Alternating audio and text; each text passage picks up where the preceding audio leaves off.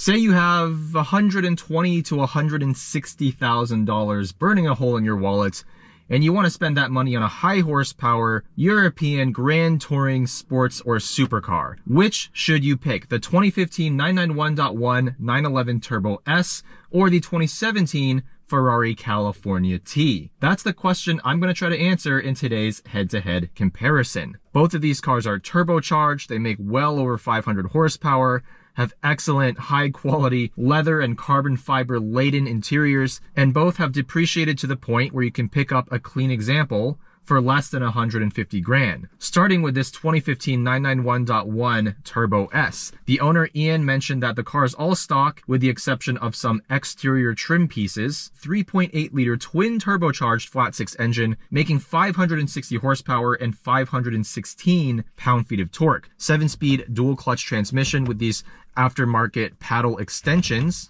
The Turbo S, of course, is all-wheel drive, but it's rear biased, and it's quite heavy at almost 3,500 pounds. This is a much more Grand Touring focused car than the similarly priced 911 GT3. This has strut front multi-link rear suspension, and the Turbo S comes standard with Porsche carbon ceramic brakes and center lock wheels. This particular car had an original MSRP of $199,000. The California T we're about to drive had a higher MSRP of $235,000, but market value happens to be about the same in today's market. So let's start with the Turbo S, the car that I should be more familiar with, although I've never driven a 991.1 Turbo S, but I've driven so many other 911s that I feel right at home in this car.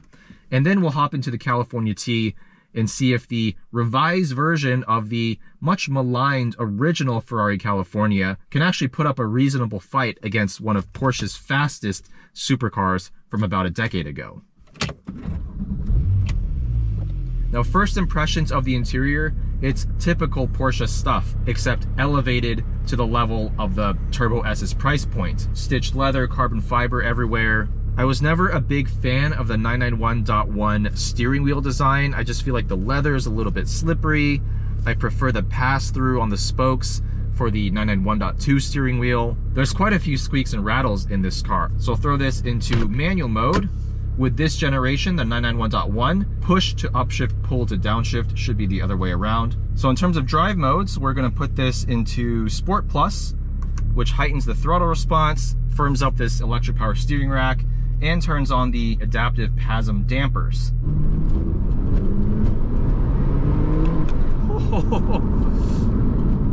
That is a lot of acceleration with very little sound from the engine.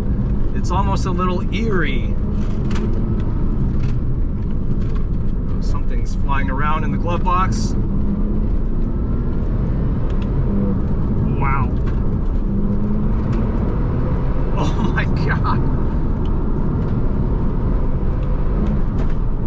Wow.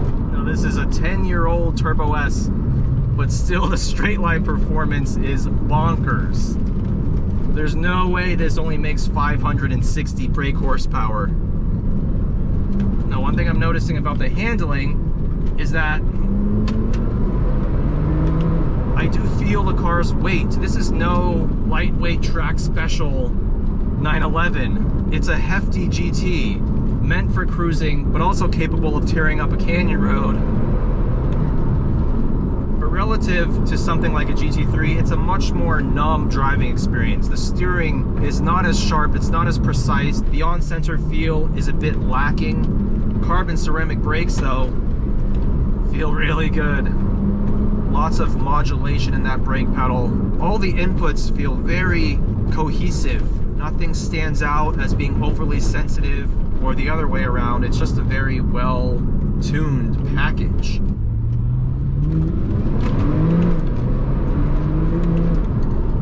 Whoa, that's just up to third gear. What a ridiculous car in a straight line. Definitely quicker than a Nissan GTR.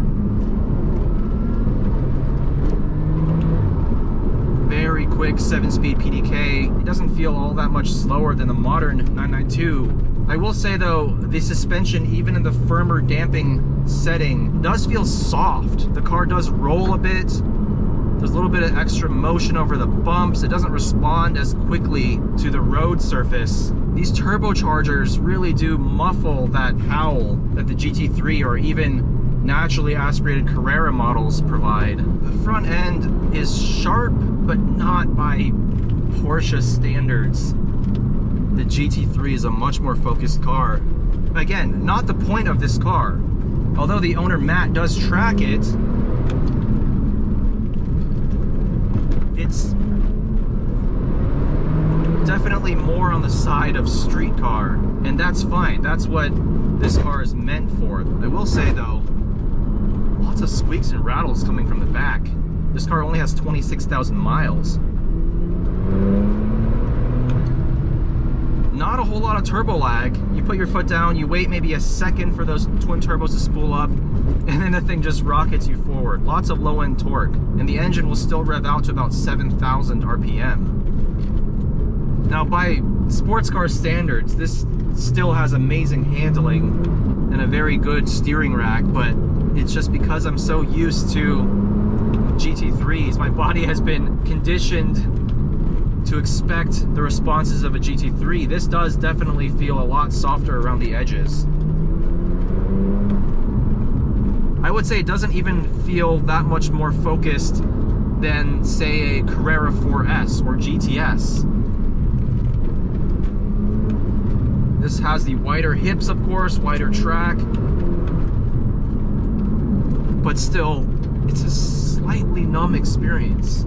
If you want your 911 to be visceral, to be raw, but you don't want to go up to the GT3, even a, I would say, Carrera GTS from the 991.1 generation would probably give you a more connected driving experience, but with much less performance.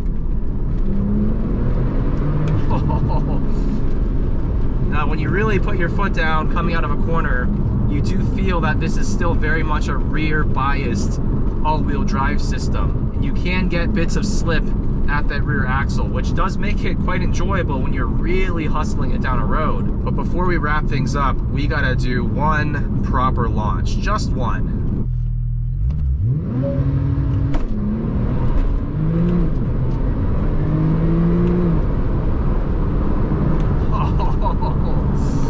Wow, it's not nice on the clutches, but there's very little wheel spin. There was a little bit, but once you're out of first gear, the thing is just hooked up.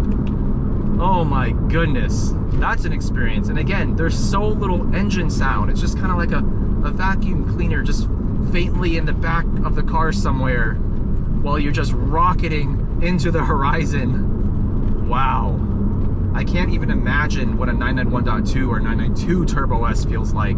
So this car does definitely set the bar very high for that California T to follow. As a road car, as a GT, it's comfortable.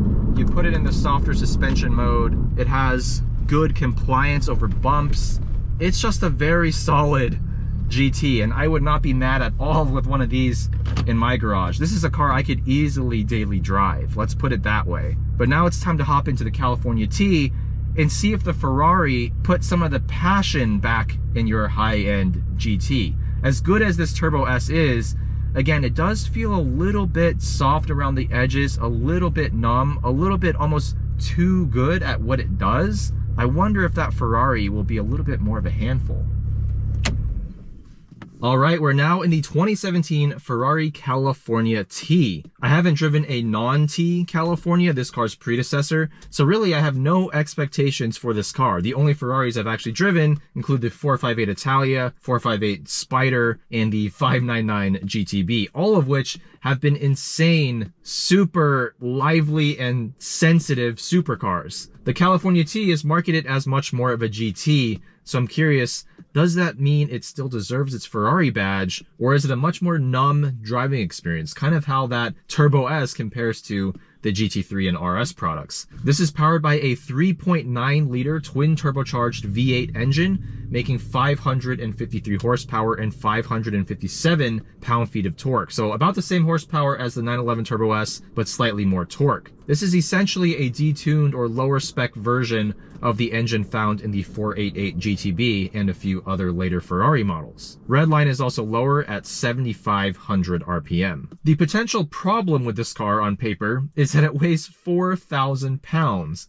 and it's rear-wheel drive only. Even though that Turbo S is heavy, this is 500 pounds heavier, and it doesn't have the traction, in theory, of the Turbo S. So the T is essentially an updated version of the original California, which was much maligned for just being not a true Ferrari in terms of driving dynamics. Ferrari took this car back to the drawing board and made a number of tweaks to make it more enthusiast focused. And to make things better, this has the optional Handling Speciale package. It was a $7,000 to $8,000 option back in the day, and it gives us 16% stiffer front springs, 19% stiffer rear springs, reprogrammed mag ride dampers, black exhaust silencers that actually increase the volume by 3 decibels, 30% quicker upshifts from the 7-speed dual clutch transmission, 40% quicker downshifts, and some exterior bits including a rear diffuser and a front grille in dark matte gray. As I mentioned before, $235,000 MSRP. This one, with just 7,000 miles, was purchased by the owner Ian for $161,000. So very close to the price of a 991.1 Turbo S. Does not have keyless start, so like an S2000, you got to put the key in, turn it, then press the engine start button. Now, first impressions of the interior, it's definitely a much more special cabin. This actually has a bit less carbon fiber on the interior compared to the Turbo S. Actually, the only place I see carbon fiber is on the tops and bottoms, the airbag surround for the steering wheel.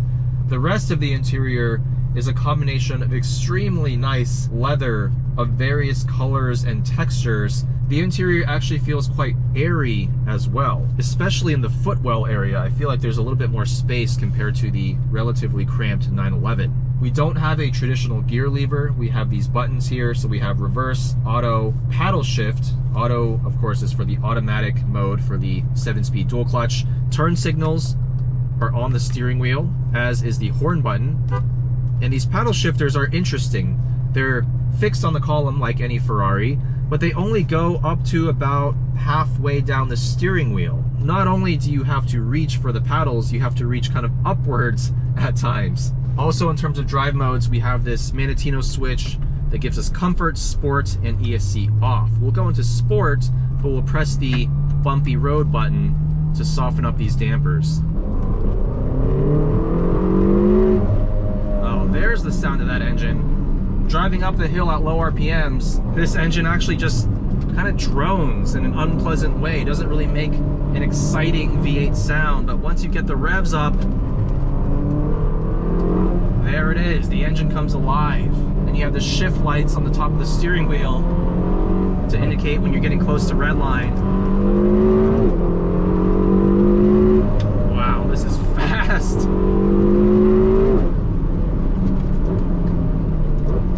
Difference I'm noticing right here is this 7-speed dual clutch.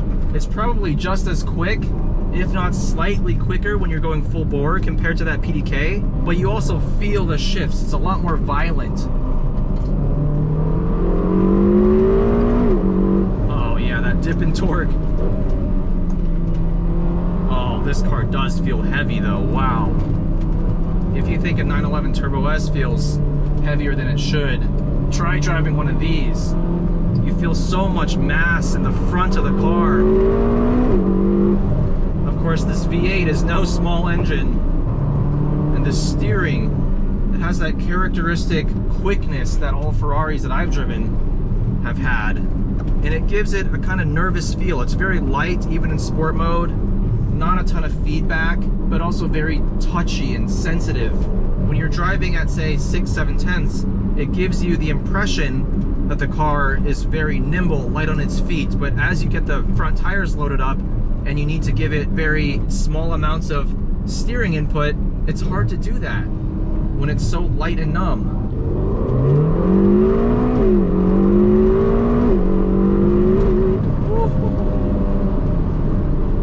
Let's take it out of bumpy road mode so we get the full sport setting for the dampers.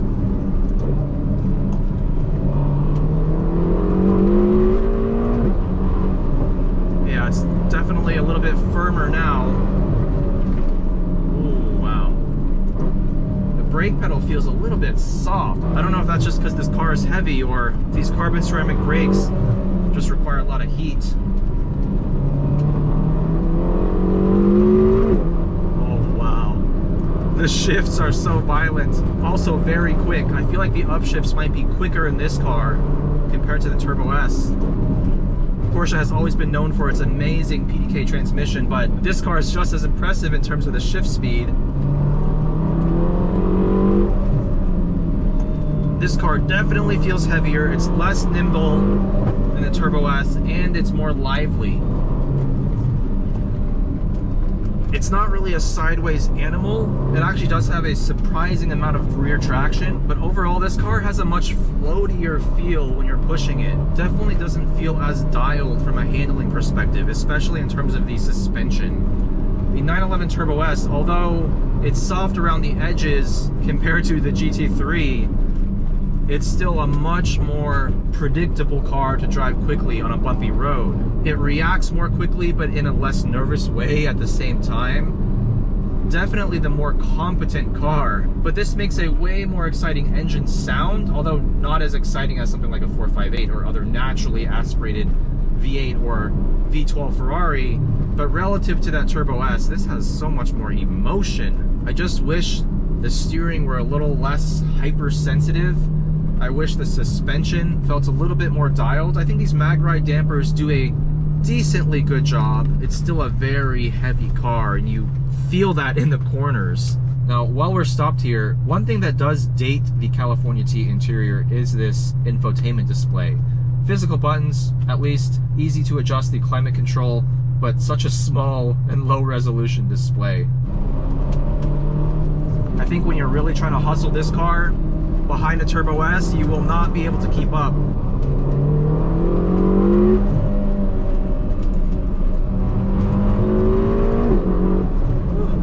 Wow. Very lively car. It feels big, it feels heavy, it moves around on its tippy toes. Hopping from that Turbo S, which is such a confidence-inspiring, if not soft around the edges machine, and getting back into this, you definitely feel the Ferrari is less technically brilliant, but just offers so much theater.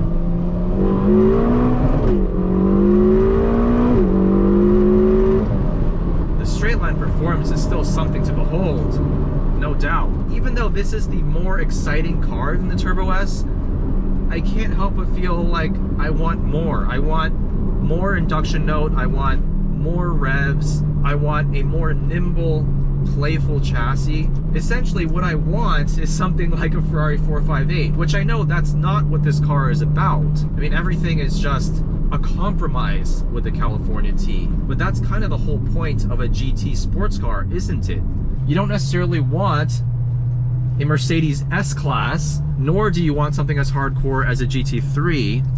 You want something in between, something that feels special, something that's fun to drive, but at the same time offers you a lot of comfort. And I think, you know, that's where this California T actually does deliver. Maybe what it comes down to for me is that I'm just not the target audience, either for the Turbo S or the California T. Both amazing cars in their own right. They're both brutally fast, but they're just missing that secret sauce for me, that extra little bit of driving dynamics and character and cohesiveness that really makes cars like the GT3 and 458 Italia some of the best Porsches and Ferraris that I've ever driven. But anyways, guys, a big shout out to Ian and Matt for letting me experience this comparison. Which would you have for your roughly $120,000 to $160,000? But if you had to make me pick between these two cars, I'd go Turbo S. Thank you guys for watching as always, and I'll see you in the next one.